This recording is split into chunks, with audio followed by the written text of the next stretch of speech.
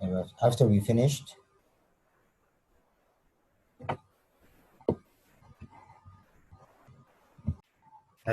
saying that obstructive pulmonary disorders characterized by normal functional or forced vital capacity or mildly decreased and more reduction in forced expiratory volume in the first second by so a very low forced expiratory volume 1 to forced vital capacity ratio. And this reduction is a characteristic of obstructive pulmonary disorder because this ratio will remain normal in both types of restrictive lung disorders, which they are stiff lungs or respiratory muscle weakness, because there is no massive reduction in the forced expiratory volume 1, as restrictive disorders have their main pathology in the reduction on the total lung volume. So the reduction of the total lung volume in the restrictive disorder is the reason why the forced expiratory volume is reduced.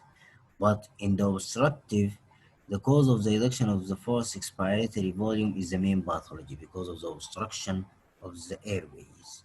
As you remember, we said so in the differentiation here.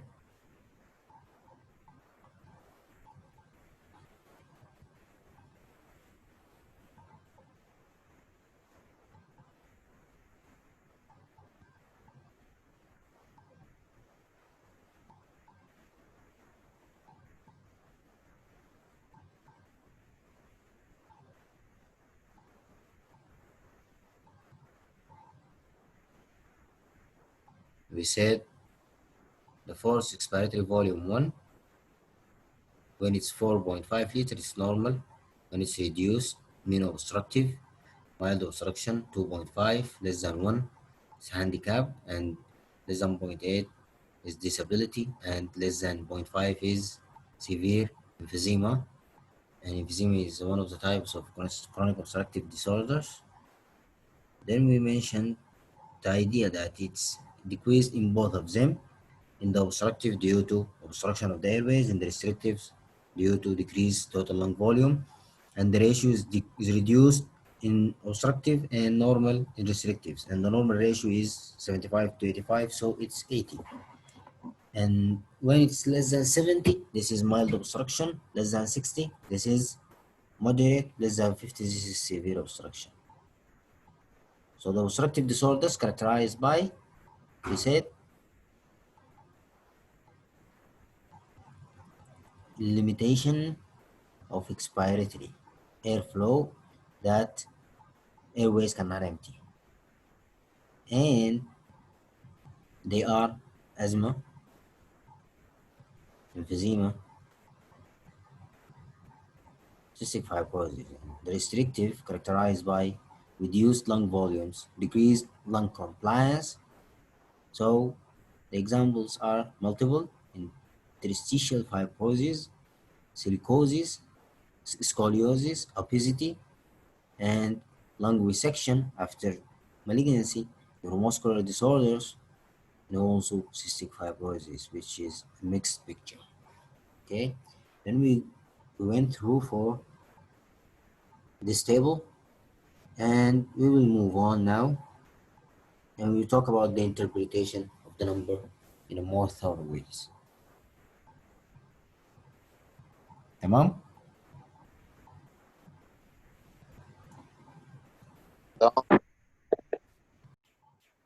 Force vital capacity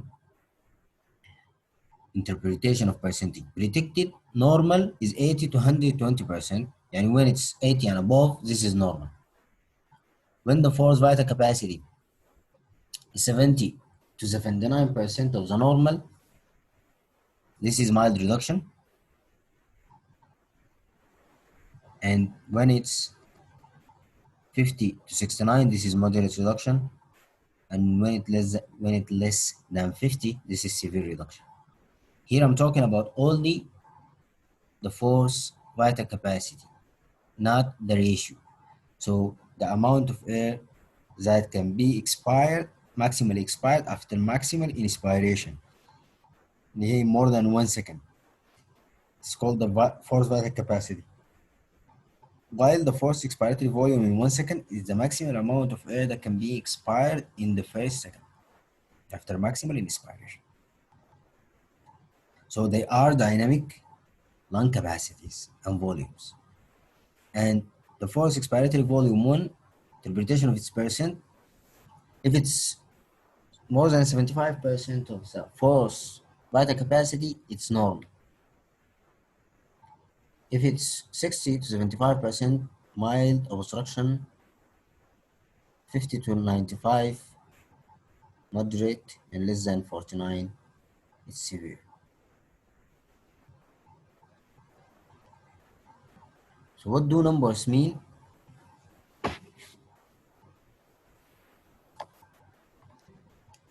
الفورس expiratory flow 25% to 75% interpretation of predicted value. This is the flow after the first second. In the third, the second, the third, the fourth. More than 79% is normal. More than 79% of the forced vital capacity. This means it's normal. If it's 60 to 79, this is mild obstruction. And if it's 40 to 59, this is moderate obstruction. And if it's less than 40, this is severe obstruction. So you need more reduction in the forced expiratory flow percentage of the after the first second to indicate of severe obstruction, and it more likely to point toward increased airway resistance. And the ratio interpretation of the absolute value at 80% or higher is normal. So a ratio lower than 79% is abnormal and low, and a higher ratio is normal. In the obstructive disorders, the ratio will be lower than 80%.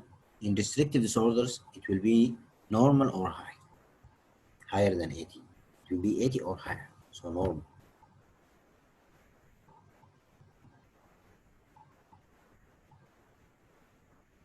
So in obstructive disorders, the forced vital capacity, as we said, is normal or reduced, but mildly reduced. In restrictive disorders, the forced vital capacity is reduced. It's not normal. And in obstructive disorders, the forced expiratory volume 1 is massively reduced, while in restrictive it will be. What do you think, Ahmed? Ahmed, what do you think?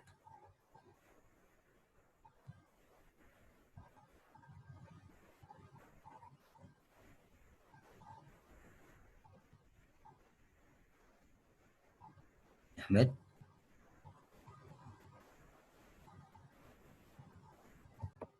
So the forced expiratory volume 1 in restrictive disorder is mildly reduced.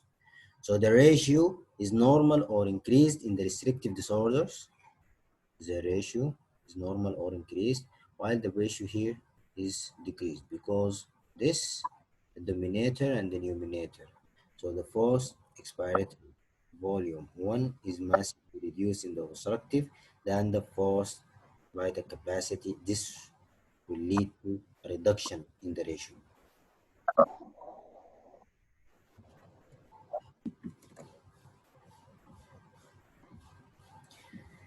The forced expiratory flow rate in the 25 and 75% is reduced in the obstructive disorders.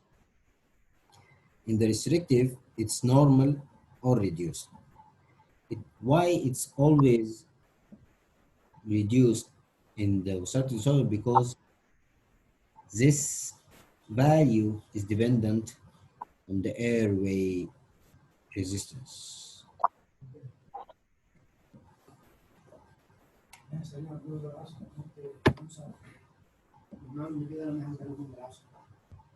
The expiratory flow rate is a value that depends on the airway resistance. Resistance. Yes, the airway resistance. And the airway resistance is massively, and the primary pathology is affecting the airway resistance in obstructive disorders. Okay? But in restrictive disorders, the airway are normal. The problem in the problem Lung volume. yeah, is mainly in the lung volume, not the airways. So the ratio is decreased in the obstructive and it's normal or increased in restrictive disorders. This is the final point and the most important point. The total lung capacity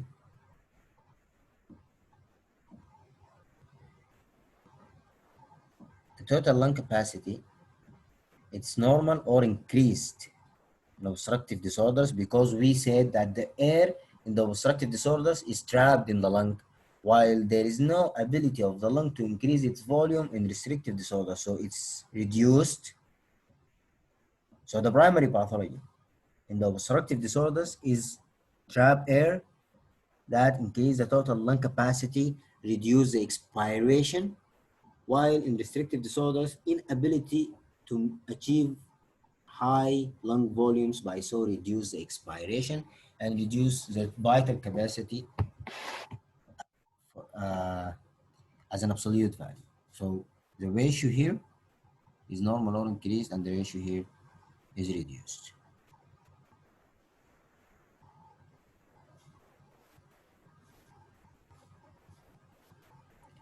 If you look here, this is the normal. Patient that inspired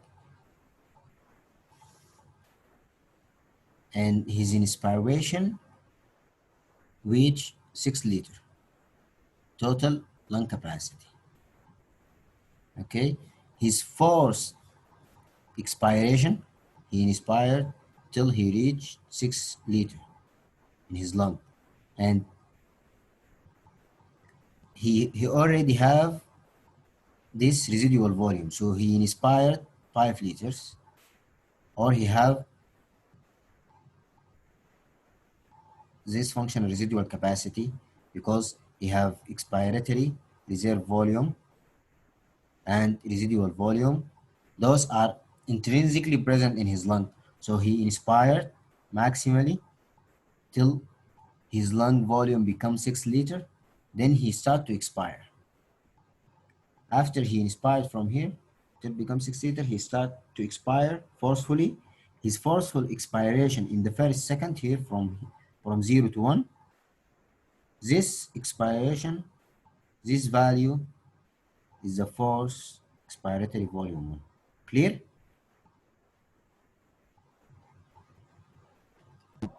Clear. Then the patient continue to expire, and any volume that become expired after the first second is considered the forced expiratory flow rate, 25 to 75%. Okay, so those are the two values. This will be reduced, massively reduced in obstructive disorders and mildly or normal in restrictive disorders, mildly reduced or normally restrictive disorders. And this one will be massively reduced in or reduced in obstructive disorders and normal or reduced in will be reduced in obstructive disorders, normal or reduced in restrictive disorders. So the normal condition, the forced expiratory volume 1 is 4 liters and the forced vital capacity is 5 liters. It's 0.8%. 4 divided by 5, it's 0.8, so it's 80%.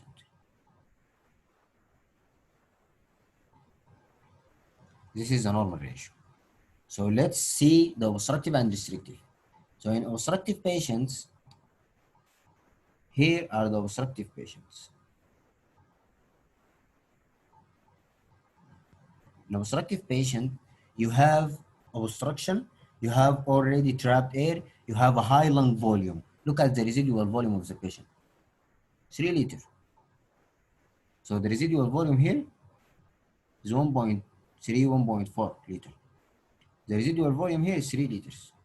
So the trapped air makes the resting lung volume is very high. The resting lung volume is very high. The patient inspire and the total lung capacity is very high. He inspires maximally. He start to expire. His forced expiratory volume in the first second is very reduced because the airway are trapped. So it's 1.3 liters from 4 liters.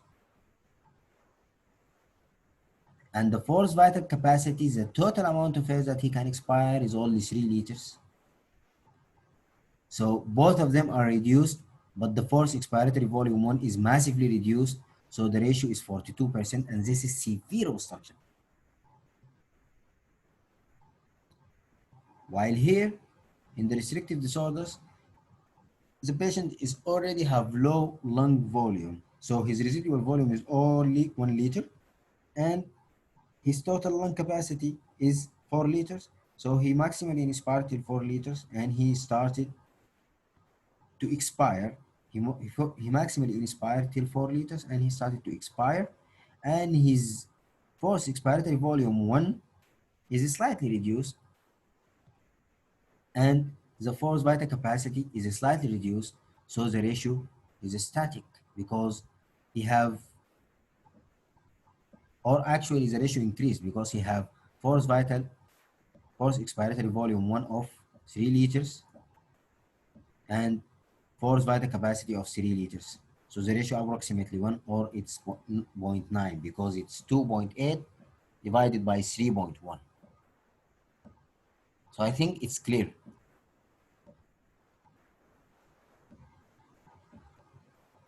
This is another example. This is the normal. The maximal total lung capacity can reach up to 7 liters. And this is the normal tidal volume here, inspiration, expiration. And this is the functional residual capacity, which include the expiratory reserve volume and the residual volume. And this is the inspiratory reserve volume. So in the setting of fibrosis and alveolitis, restrictive disorders, low functional residual capacity because the residual volume is very reduced. Look at the difference here. You can see the residual volume in the setting of normal. You can see the residual volume in the setting of obstructive disorders. You can see the residual volume in the setting of obstructive and restrictive, which is a mixed. And you can see the residual volume in the setting of pure obstructive disorders. So the residual volume is increased in mixed disorder, massively increased in obstructive disorders, reduced in restrictive disorders, and it's normal in normal patients. So you can also compare the total lung capacity.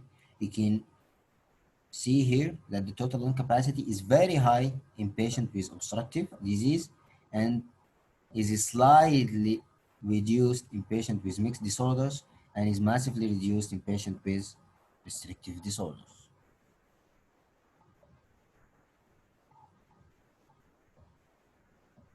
So the vital capacity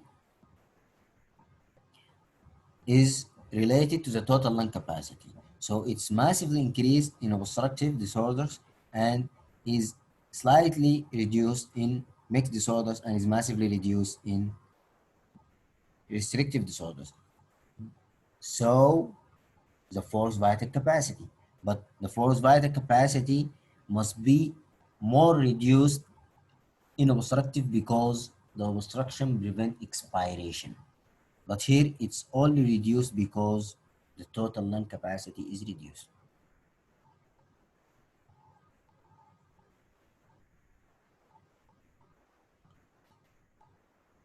Another diagram, the volume of expired air here, and here is the time. Okay, so the forced vital capacity is the total amount of air that can be expired after maximal inspiration. So you inspire until you reach 6, then you start to expire, and this is the forced vital capacity. All this is the total forced vital capacity. While the forced expiratory volume 1 is the amount of air that can be maximally expired after maximum expiration in the first second. So this is here, you check the first second and you check the amount of air that is expired, and it will be here. This is the force. ما واضح. So this is the force expiratory volume 1, which is normally 4 liters, and the force vital capacity, which is normally 5 to 6 liters. 4 to 5 liters, 5 to 6 liters, or 4 liters and 5 liters. So it's 4 divided by 5, and the ratio is 0.8. Again, so in restrictive disorders, here you can see that the force vital capacity is massively reduced. The force vital capacity is reduced because the total lung capacity is reduced. And the first expiratory volume 1 is reduced, and first force expiratory volume at the first second is reduced because of the reduction in the total lung capacity. While in obstructive disorder, the first expiratory volume 1 is massively reduced because of the airway obstruction. You can see here.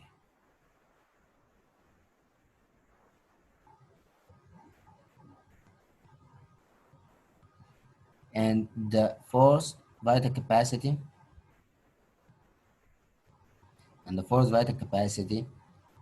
is reduced because of the reduction in the total lung capacity in the restrictive, and because of the airway obstruction in the obstructive. Here we are seeing the effect of salbutamol and bronchodilators on the same patients after 6 weeks and immediately. So the second attempt after salbutamol and before salbutamol, this is the curve.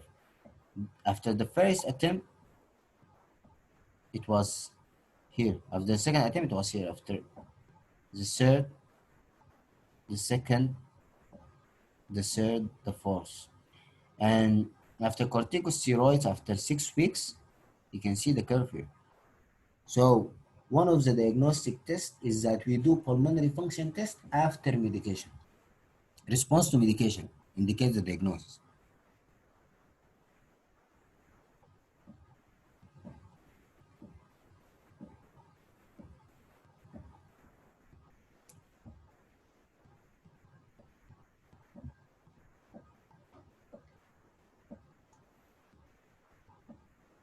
So the subject, we have to understand that the patient must take full breath and exhale forcefully and fully. Maximal flow decelerates as forced expiration proceeds because the airways decreases inside as the lung volume diminishes. So المفروض تفهموا انه الاكسبيريشن بيعمل شنو؟ when you expire,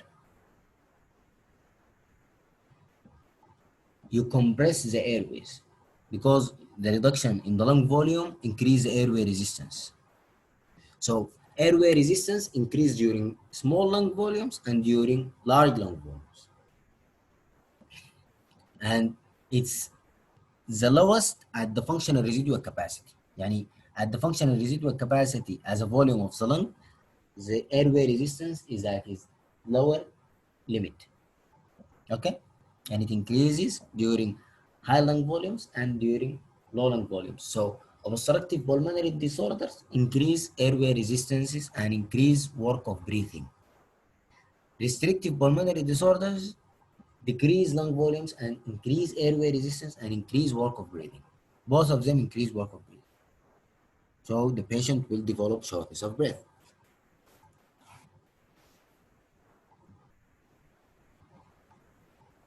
Exhalation is terminated when the expired flow rate falls to less than 0.25 or 25% per second.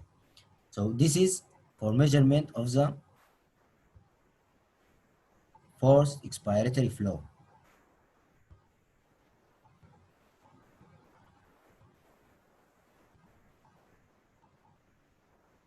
Obstructive and restrictive patterns affect this value. In obstruction, we will repeat the forced expiratory volume at the first second divided by the forced vital capacity is low, and restrictive it's normal or high.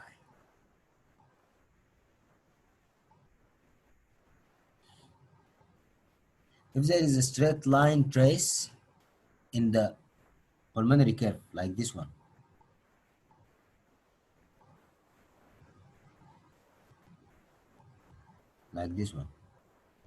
straight line, what does this mean? It means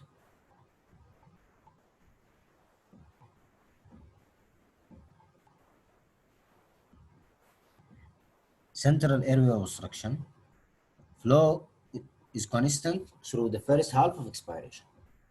This is the meaning of a straight line in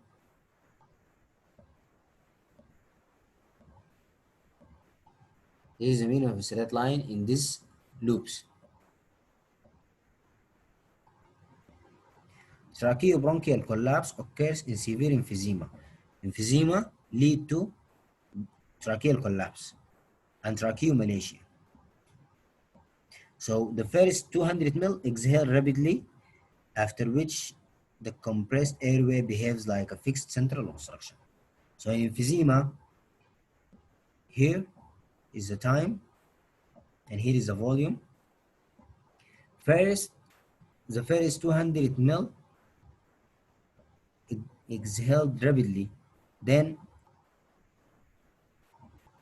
the airway will be compressed because they are fragile and their pressure will decrease and the external pressure will compress them. What happens is that they will become constant. So the line will be straight.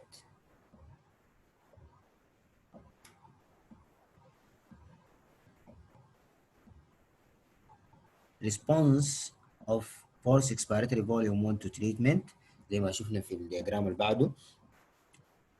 Patient with moderate asthma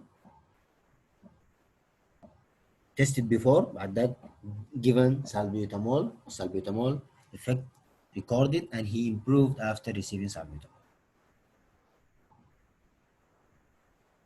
The peak expiratory flow rate, it is the maximum flow rate during forced vital capacity in the first second. So it's the peak of the flow during forced vital capacity, determined by function of the caliber of the airway. So the radius determine it. Then the muscle strength, because it's a forced expiration, it's not normal expiration.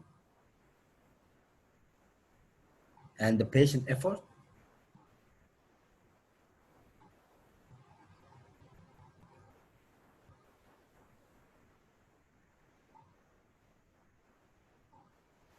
The forced expiratory flow 25 to 75% is called the forced mid expiratory flow,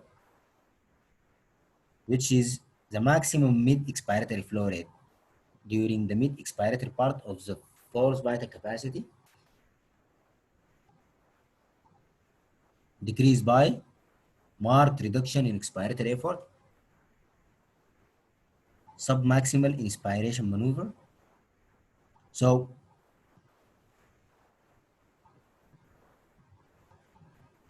the normal value is 4.5 to 5 liters or 300 liters per minute. Clinical significance indicate obstruction of small distal airways.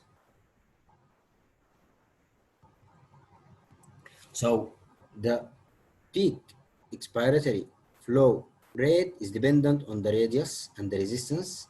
The most sensitive value for the resistance and if it less than 200 mil, indicate improper coughing, inadequate coughing reflex, and the forced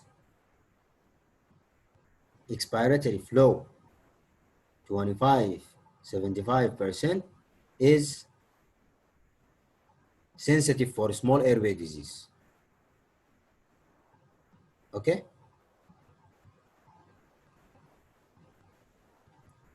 maximum breathing capacity, we said that match blowing test is used to assess maximum blowing capacity. It was this way, maximum blowing capacity, if you remember. And we said if it's more than 60 liter per minute, it's normal.